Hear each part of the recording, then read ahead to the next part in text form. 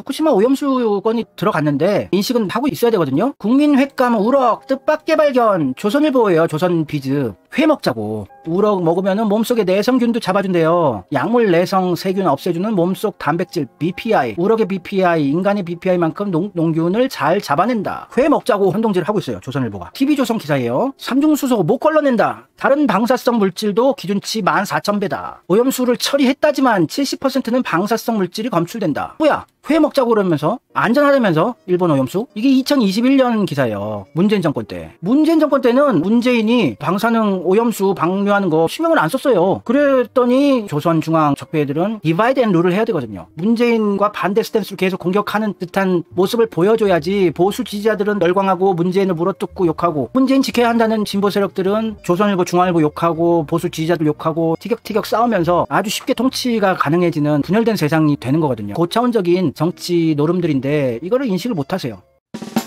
조선중앙이 문재인을 깠던 것은 정권이 흔들릴 정도로 심각한 건 안 깠어요. 오히려 국방, 외교, 평창올림픽 잘한다 이런 거 보도해주면서 자질구레한 걸로 꼬투리 잡고 공격을 했었죠. 문재인 정권이 흔들릴 만한 거는 공격을 안 했어요. 적당한 수준 정도로 문재인을 계속 까줘야 조선일보, 중앙일보가, 보수 지지자들은 열광을 하고 문재인 쌍욕을 해대고, 그러면 우리 문프가 핍박받고 있어요, 공격받고 있어요 그러면서 문재인 지킴이를 하겠다고 민주당 지지자들, 좌파들은 보수 지지자들 욕하고 투쟁하고. 이게 디바이드 앤 룰이에요. 정치판에서 기득권 지배 세력들이 개 돼지들을 얼마나 교활하게 갖고 노는지, 얼마나 쉽게 통치하고 있는 건지, 우리 시민들이 개 돼지가 되어서 이런 선동 노름질에 놀아났는지 이제는 좀 인식을 하셔야 돼요. 이걸 아예 인식조차 못하시고 조선중앙이 그렇게 문재인을 깠는데 어떻게 한패야, 말이 안 돼, 아직도 인식을 못하세요. IQ가. 아니면은 너무 착하고 순수하신 분들이라서 문재인과 적폐 세력들의 교활한 전략들을 아예 믿을 수가 없는 분들이거나 겠죠.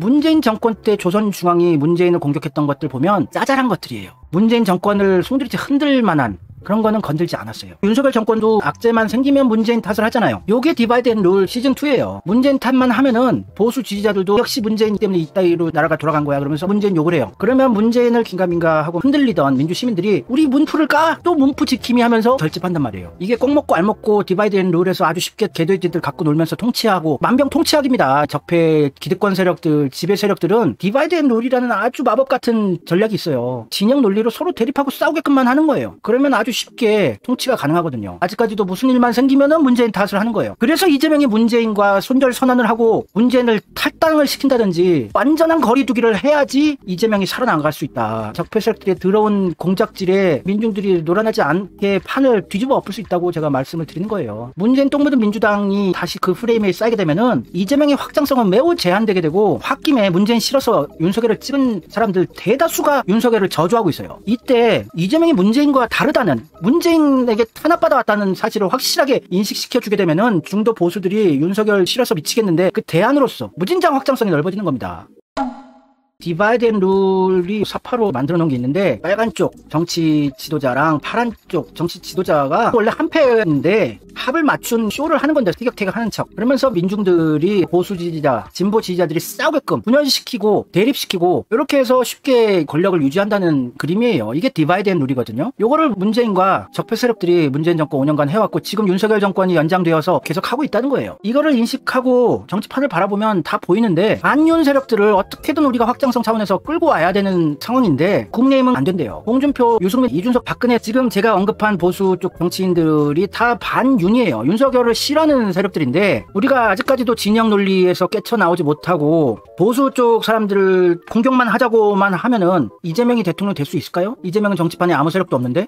그래서 제가 계속해서 반윤 세력들을 어떻게든 우리가 끌어안아야 된다. 이찍남이라고 모멸하고 조롱한다고 해서 이재명 표가 늘어나는 게 아니다. 계속 주장을 했던 건데 너무 수준이 높았나요? 이 정도도 이해를 못하시는 분들이 너무 많더라고요. 아주 쉽게 알기 쉽게 해설을 해드려도 저는 아주 교활한, 지능적으로 민주당 지지자들 갈라치기 하고 그러는 보수의 밀정이래요. 저보고 오히려. 참 괴로운 상황인데, 문재인 정권 때는 문재인이 후쿠시마 오염수 방류를 그렇게 반대하지 않았어요. 강경화 외교부 장관도 후쿠시마 오염수 방류는 일본 주권의 문제라고 격렬하게 반대하고 이러지도 않았습니다. 문재인 정권에서는. 그러니까 오히려 조선중앙에서 후쿠시마 오염수 방류 안 된다고, 강경화 장관 다음에 외교부 장관 했던 정의용 전 장관도 일본의 오염수 방류 IAEA 절차에 따른다면 반대할 건 없어요. 문재인 정권 때 얘기한 거예요. 강경화 외교부 장관, 정의용 외교부 장관. 후쿠시마 오염수 방류 별 문제 없어요. 친일 정권이네, 문재인 정권. 우리 문프 할 털렐루야. 이때 후쿠시마 오염수 방류 건에 대해서 민주당 지지자들은 별로 신경도 안 썼어요. 아, 잘한다 하니까 무조건.